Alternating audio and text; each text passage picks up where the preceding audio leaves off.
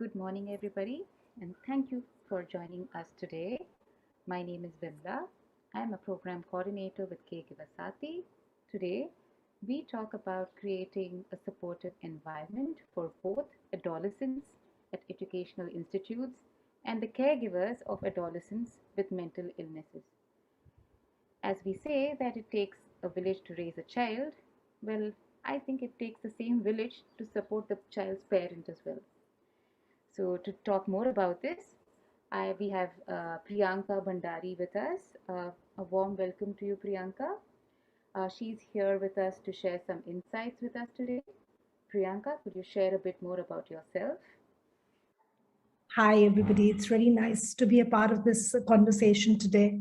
So I've been in the corporate world for many years, and then I think there's a time when you kind of go to your calling, and so I did a course as a therapist with as a cognitive behavior therapist, whereafter I'm just completing my master's in clinical psychology, and I think it is a subject which touches each one of us, with or without a mental ailment per se. And somehow the awareness is really low in our society. And so I did a couple of workshops in Nimhans, since we're here in Bangalore. And I think it is for each one of us to do what we can to learn more and then to spread that awareness on mental health. Thank you. It's lovely to see your journey to be a mental health professional. So you're also a parent too, right? So yes, that's so it becomes very relevant to talk about adolescents and how the educational system can also support parents here. So to begin with, what do you think the challenges of a parent face in? There are a lot of challenges parents face to just focus on raising a child, right? So there will be an additional bunch of it when it comes to an adolescent with a mental health problem. How would you approach that? So absolutely, as you rightly pointed out that there are enough challenges just raising adolescents, and when it comes to an adolescent with mental health, the margin of error gets lower. So the principles roughly are the same, but you cannot afford to make those mistakes when you are dealing with a child with a mental health illness, because that becomes an important stressor for him. So if you were to really look at it broadly, one, it is exposure. The world we were used to is not what our kids are used to. So growing up years, I would know what my cousin has done, what my neighbor has done, and nothing beyond. Whereas the generation of today will know the fastest runner, the fastest swimmer, the salary the McKinsey boy gets. And so we must recognize that the environment has far more stresses for them. And stresses are one of the things that precipitate an episode of mental illness. And so we need to be cognizant of that. And the other thing is empathy. So I think growing up years, if somebody, asked us, let's say we came back and said, Mom, I haven't got friends in this new school. So the logical response would be, join a badminton club, to, be more sharing. But what the child is actually looking for was empathy, somebody to understand that this is what I'm going through. So a response like, just a pause with, that must be tough for you. Just that would suffice. And again, because the stresses in the environment are more now than they were at our times, and hence the importance of empathy.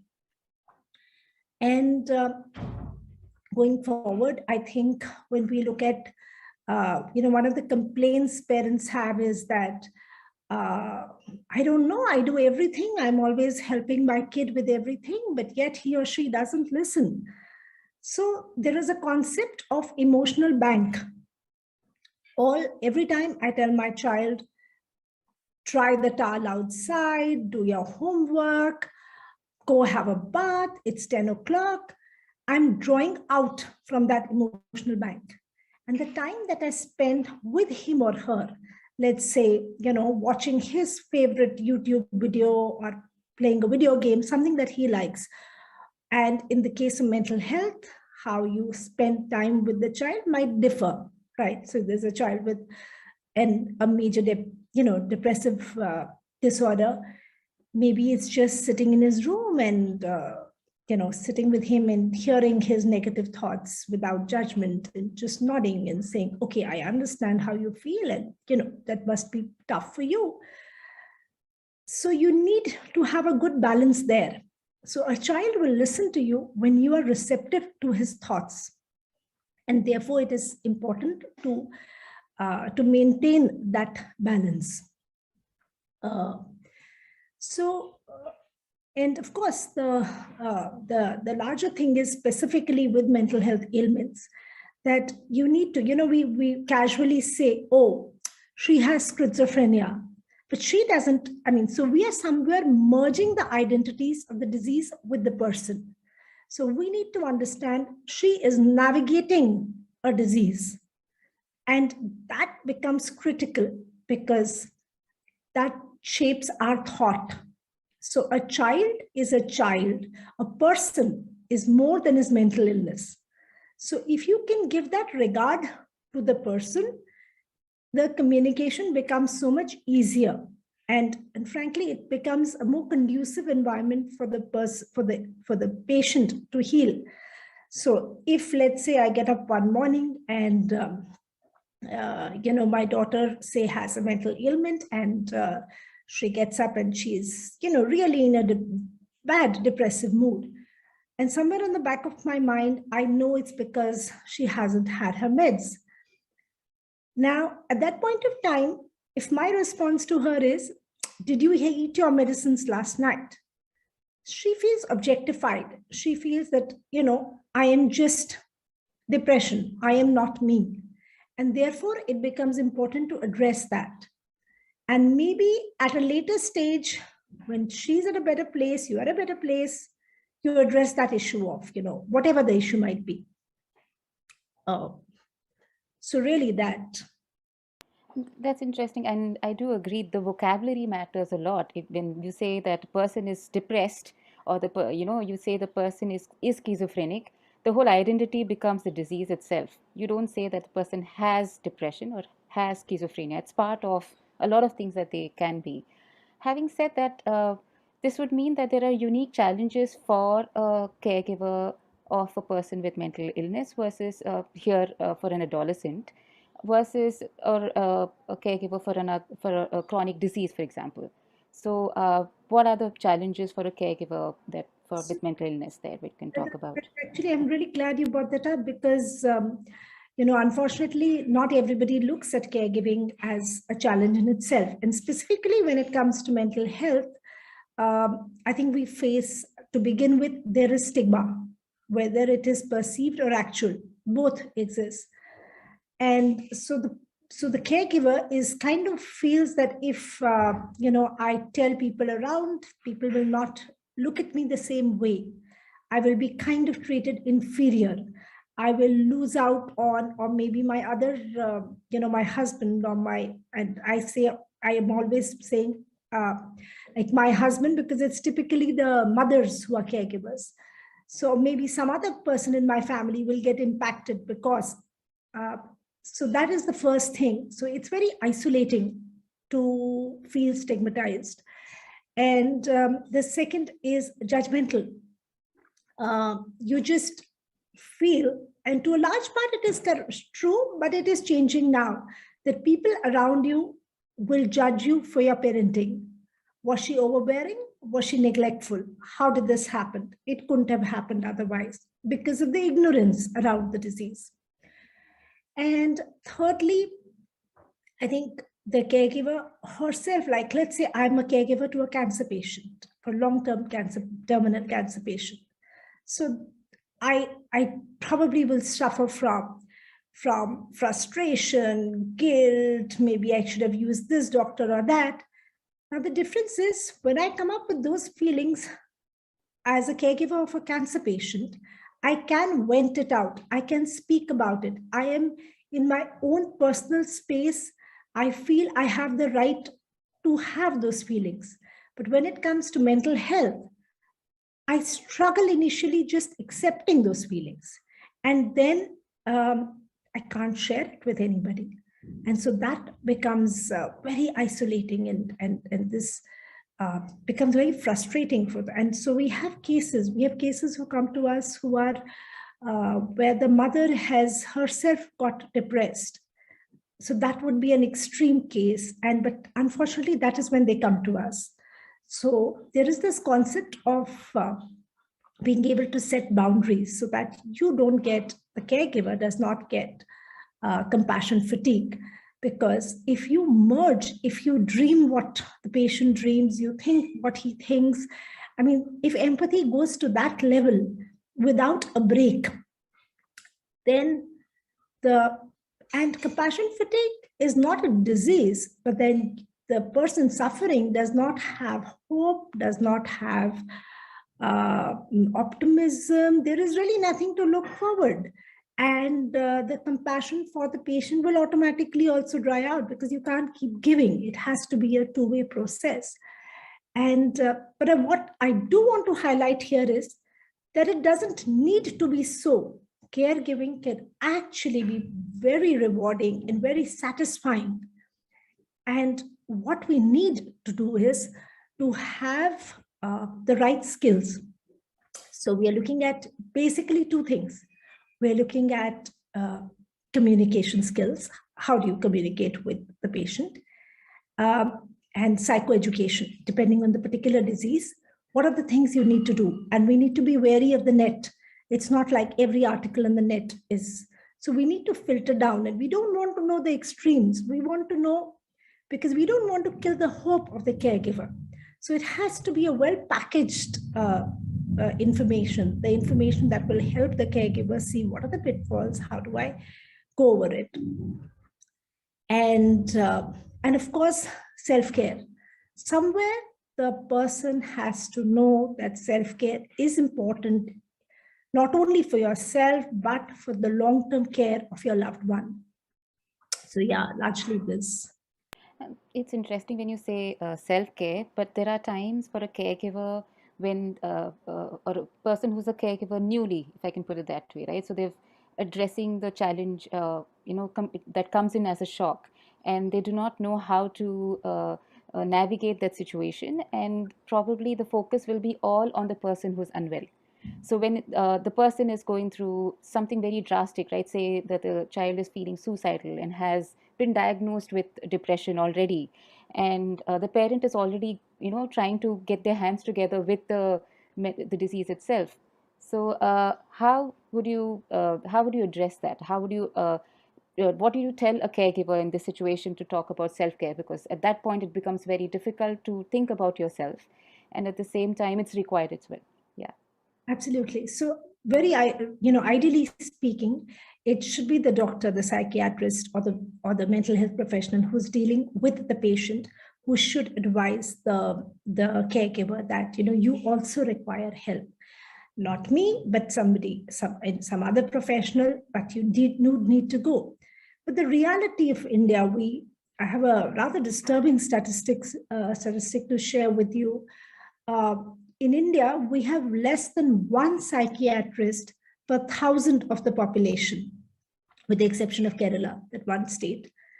And now, in a situation like this, the doctors are overworked. They're dealing with what is more critical, and more critical is the patient.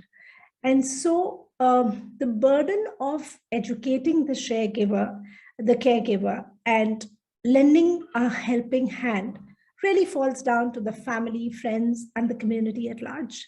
I think all of us, each one of us, need to pitch in there. So, so I think what you rightfully said, that, if a child is going through, is on a suicidal or, deep depression, how does the caregiver go and say, okay, I'm going out for coffee with my friends and I'm going to have a great time and I'm not going to feel guilty about the child at home? It is there, when you have to tell the person, and when I say you, I mean a friend or a family member who will say, okay, I agree, you can't, but let's do one thing.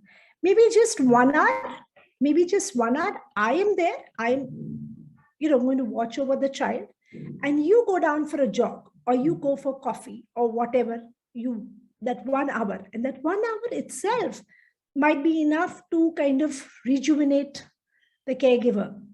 And I think the one very pertinent point comes here is that 90% of caregiving of children and adolescents is done by the mother. While we have a concept of co-parenting, we do not yet have a concept of co-caregivers. Somehow it is assumed that the wife will leave her job or go to a part-time job, or worse still, if she's already a homemaker, that it is totally your responsibility. It's not mine.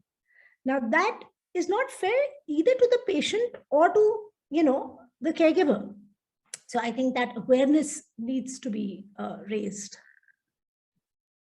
That's true. When you talk about co-parenting and when you talk about gender association with caregiving and women, it comes in a very big way as to how mothers, sisters, and all women in general have become caregivers in various capacities, right? So at this point, I'm just going to take a couple of steps behind where this is a situation where the child is already diagnosed with an ailment or a mental illness, right? So how does a parent approach in convincing the child to go for therapy? Normally it's very difficult to have an adolescent to have a conversation with an adolescent, right? So they don't want to sit down and hear you out. They don't have the patience to listen to their parents. So how would you recommend that parents approach this? Yeah, honestly, so they were largely on a personal level. There are largely two things that the parent can do. Uh, One is to sit and listen actively to what the child is saying, without you. The parent needn't agree with everything the child is saying, but don't dismiss the feeling. Feeling is a feeling. So if I as a child feel the world is coming to an end, well, don't laugh at me, don't dismiss it, say, okay, that's how you feel, because you have to come to a receptive space before the child begins to open up to you. Now, having said that, so you've come to this receptive stage, the child is opened up and he's saying, I feel, like this. Beta, let's go to a therapist. No, that's not happening. Why? No, I said no, so no. So now we have to understand that in our society, we have not normalized therapy. Therapy is a social stigma in most places. So how do you tackle that no at that time? So one option is that you know your child. So, is he a logical kind of a kid who, heavily relies on logic? Maybe I should give him some reading material. Maybe I should address the doubts that he is not speaking about. Maybe I can tell him that we will go to a place, not 10, 20 kilometers away from home, where if you're sitting in the waiting room, um, there will be nobody who will get to know about it. We will keep it discreet. Whatever are his concerns or her concerns. And then maybe your child is somebody who loves theater or is slightly inclined towards art and is averse to the word therapy. So maybe then you can get him to get an art therapist to, do a small course with him, or theater, or any other alternate forms which he might be inclined to. But having said that, there will be still enough and more places, because you can't really force the child. You can force him to reach the therapist's office. You cannot force him to open up and speak up. So I think after a point of time, you as a parent need to realize, what are the red flags that I need to watch out for? Because if any of these happen, then regardless of the child going, I will go and seek help, sit with the therapist or the psychiatrist and understand from him. When we discuss, we will know what what are the symptoms I see, and accordingly take the case forward. Uh, that's it. Thanks for sharing that. What came to my mind is that sometimes you need to identify the right therapist for the child too, to see if there is a rapport building that's going on, and probably not intimidate the child by the concept of therapy itself, right? So, talking about the concept of therapy, where do all of us, hear about the taboos of certain concepts, right? So, it's if adults in the workspaces, or children in educational institutions. So moving to the educational institutions, right? So there are many institutions now who are supporting of mental health for children, and they have student counselors within the organization or within the institute. Uh, but then there is still a challenge to probably also sensitize all the teachers and the faculty, and probably also be sensitive towards the needs of the parent or the caregiver here. So, what do you have to say towards the current system as to how the educational system is supporting the caregivers and the adolescent too?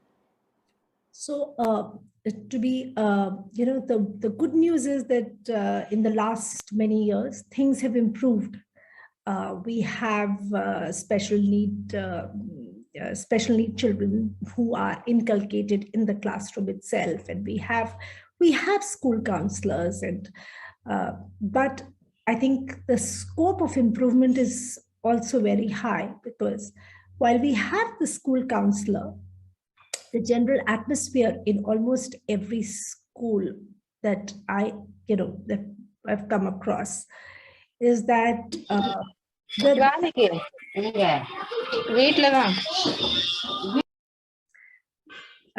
so the general sentiment of any child who goes to a therapist's room is that, again, the same social stigma. Children in class, even teachers, everybody is like, oh, that child, that child, like he's kind of singled out. So what we need to do is to educate the educators, to make the teachers, the counselors, with the entire faculty aware that until as a society we can normalize therapy, let's make it discreet. Say perhaps the history teacher should say something like, Shweta, maybe I want to see you after class. We need to discuss the assignment or the homework or whatever. And so that is one step. That's an immediate first aid. But a long-term solution, of course, is that, have school assemblies, have, speakers who come and speak. So it is the entire system, from the students to the teachers to the, everybody who is educated on this subject, that it's all right to go for therapy. Yeah, and be supportive here, right? So even for a friend. So we do have a question here. I'll just bring this up. Meenakshi Iyer has a question to say, how can we sensitize adolescents about their friend who's going through a mental illness? So that is important, right? So thank you for asking the question, Meenakshi. And also she asks, how can we get them to be more empathetic of their friend's situation? Right, Meenakshi, that's such a pertinent question. And I think on a personal level, when we as families are sitting on our dining table, the conversations at home, that would be the first point of contact. That is when you need to talk about caregiving, about mental health as just another disease like dengue or malaria or whatever. And on the level of a community, we need more talks. We need people to talk about it and educate people, because at the moment, I mean, this was appalling. I actually met a school counselor from one of the reputed schools in Bangalore, and I was surprised when she said that the moment a child goes out of my room and he spent like an hour or 40 minutes with me, so suddenly I have the teachers around coming and asking me, hey, this guy was supposed to be good in studies, what happened? So it is the attitude of our society. But the good thing is, it is the younger generation who is more informed. So if we can normalize the conversation around mental health, that's when, and it is the younger generation who's far more sensitive and far more accepting of their friends with a mental health ailment. Yeah, I recollect you talking about joining a club of some sort, right? And asking students to do that. So maybe a mental health club and talking about their emotions could be a great idea too. Uh, I do know that there is a few questions coming up. Sayali Savant, you have a long question. Do you want to ask this question? Unmute yourself and ask this question to Priyanka. Sayali, are you there? Yes, ma'am. Okay, go ahead, Sayali. Yeah, ma'am, actually, I had a case where a person, like, sometimes the people, they Google and find a lot of information about different disorders, and then sometimes they start comparing their, like, it's not like their mental state is disturbed, but sometimes, mood swings are very normal. Like, for example, with girls in periods, they do have, but sometimes they compare their state with, like, and they assume that they have a mental disorder, and then they have this fixed assumption in their mind that they have this state. And then when the other person tries to tell them that no, you are normal, it's not like that, it's just normal, but then they have this assumption that no, I do have, and I'm not normal. So how can we tackle this situation? Sally, you've just mentioned a very, very pertinent point here. So first, uh, that is right. You're absolutely right. That's what we spoke about, that, people just Google and pick up some information, and especially children. And so as a parent, the first thing you need to do is not dismiss it. So if a child says that I'm having ABC symptoms, and I've gone on the net and seen these ABC symptoms mean I have depression, right? So to begin with, don't block them. So you say, okay, is that how you feel? Can you show me the article? Show them that you are, not only show them, actually be genuinely interested in what research has the child done. Don't invalidate her work and her feelings by slamming it, even though you know that it is not, or you feel it is not. And once you go through, sit with them, go through the article, say this, and they say, okay, if you feel so strongly about it, maybe we can just go to a therapist. And then maybe you do some bit of your own research and you say, but I don't know. This article speaks like this. Don't speak with authority, because as parents, we are not authorities. We are not qualified enough. But you could let them see things from a different perspective. So you say, okay, this is a NIMHAN site, known mental hospital site, and this says this. Any good known certified source, or an NHS site, that's the national, the UK medical site, and say this says this. But even then, you don't slam them. You say this says this. What do you feel? And if the two of you, it's about conflict resolution. So the two of you agree that there is a problem, that yes, you are feeling you are depressed. That is the problem. Step 2, let's now both of us genuinely research into it. And then step 3, okay, so this is the further course of action. If she's not convinced reading your article and she still feels I'm depressed, okay, fine. So how do we now address it? Should we just go to a therapist? Should we go to a counselor? Should we just address it? And so she feels supported, and then she is open to your suggestions, and together you can find a solution where both of you are, in the same place, and she is genuinely convinced. I hope that answers your question, Sayali. Okay, ma'am. Yeah, ma'am. Thank you.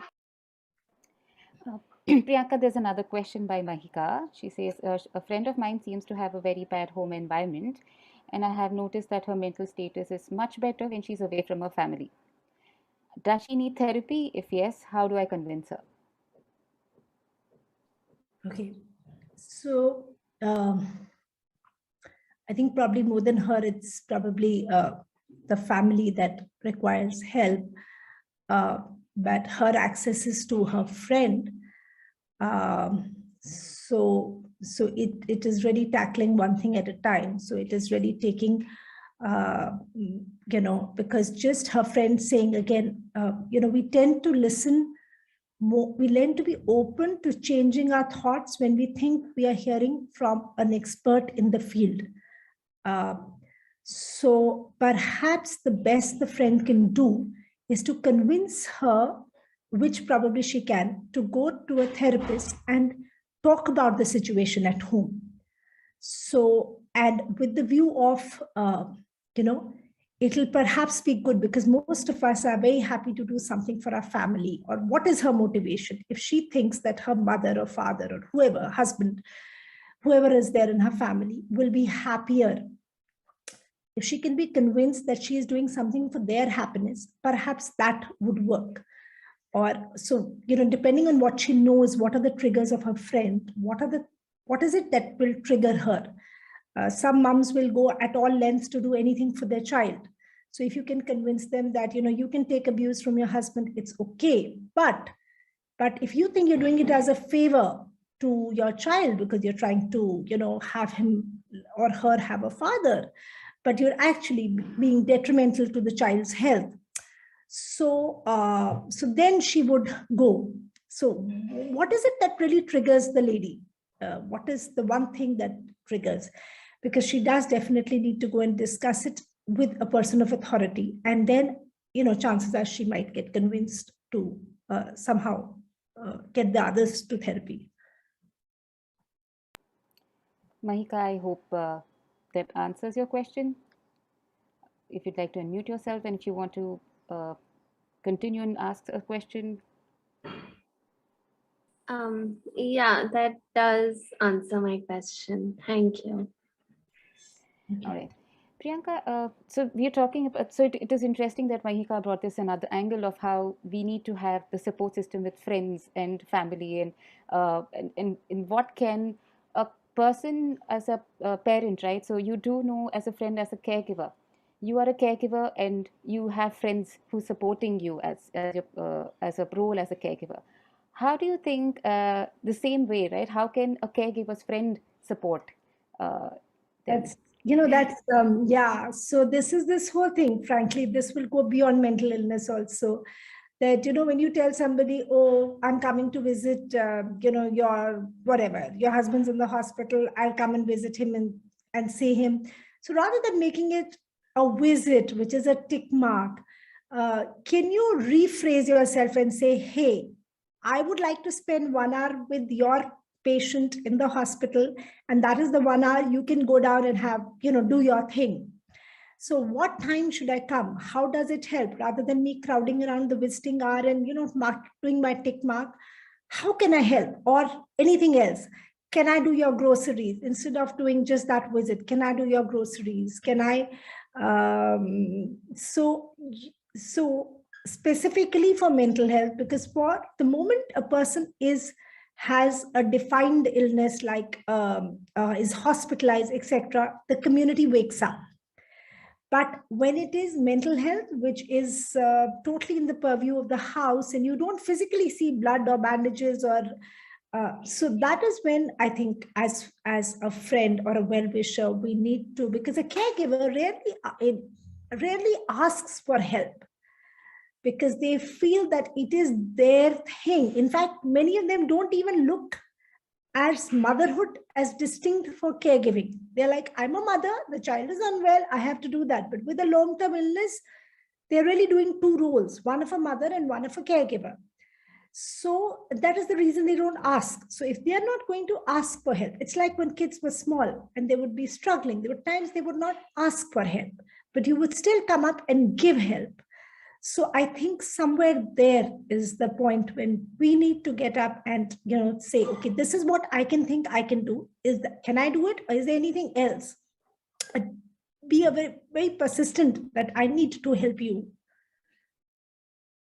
Yeah, it's important where we have a community where we could probably speak up, right? So it's where it should not be a place where you come from fear. It should come from a place that, what, I need this help, and be it if cancer or any other chronic illness versus a mental health problem, you should be able to ask for help, right?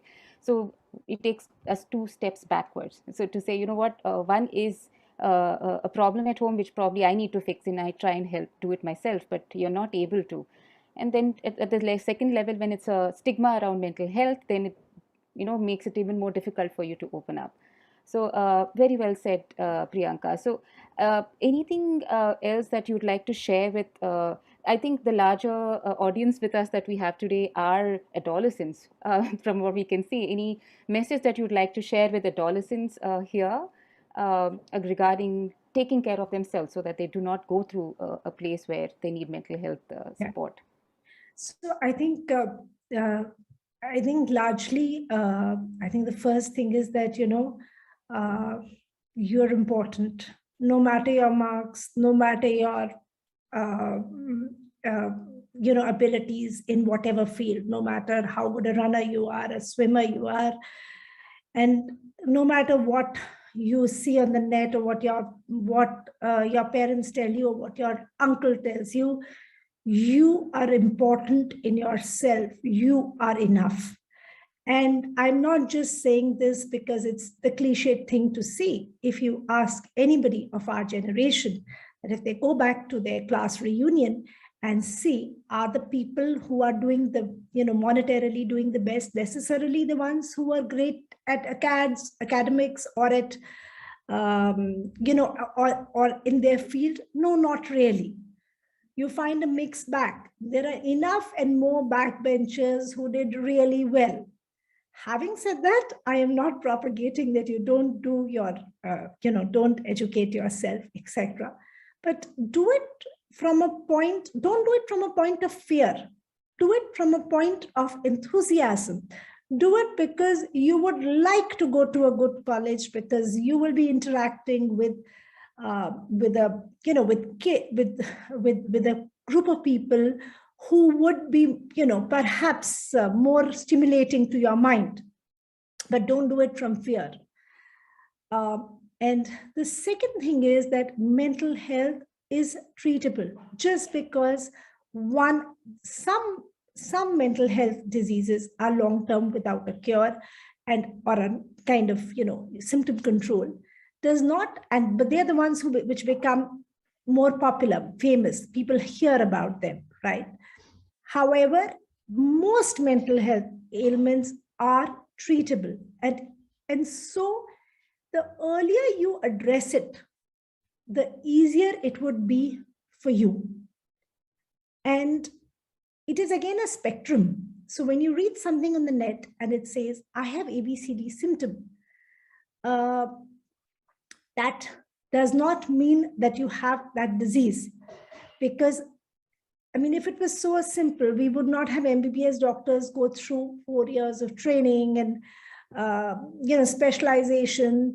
So it just means that there is something, maybe you need to look into it.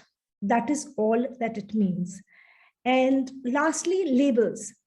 So when you hear somebody has a depression or bipolar or schizophrenia, you have to remember that these labels were made, or autism, were made not to stigmatize and categorize people. The original purpose of the label was for the medical profession, so that it's easier for them to talk about it, to figure out, okay, this is what is the treatment for this ailment. And therefore, if you are autistic, if you have autism, or you have bipolar or any other thing, the surprising thing is you will find a lot of non-neurodiverse, neurotypical people who probably struggle much more. So you are not disadvantaged. You are not necessarily disadvantaged because you have a label, right? Because you might navigate your label, your disease far better than a neurotypical might navigate his or her smaller challenges in life. So just keep the hope there and you'll go through it. Thank you, Priyanka, for sharing that. Last question. Just wanted to talk about what should a caregiver probably take care of? What should a caregiver do in this scenario and to empower himself or herself? So one of the things which a caregiver is very open to doing is to join a support group. And that also helps a lot. So let's say you have a patient with dementia and you join a dementia support group. So, so your right psychoeducation, the amount you need to know is normally you get from there. You get that social support we were talking about, not knowing if I can confide in my neighbor versus can I talk in that group, because that group is normally, everybody is suffering the same thing. And the third is learning. So you learn a lot from that group, practical tips. And the feeling of isolation goes away. You are now a part of a community. You're not that one person in the building who's suffering something which the others are not suffering. And when it comes to support groups, you have specific support groups. Like I mentioned, you have Bipolar India dementia support group. And you also have certain umbrella organizations like this, Caregiver Sathi, which really looks after caregivers of all fields, mental health and non-mental health. So that would, I think, be a good first step to do. Thank you so much for championing us, Priyanka. Had a lovely conversation today. If there is no other questions, if there are any questions, we will probably send them back to you on email. Thank you so much for joining us today, and everybody in the audience today. And thank you so much for being so participative and interactive today. Have a good day, everybody.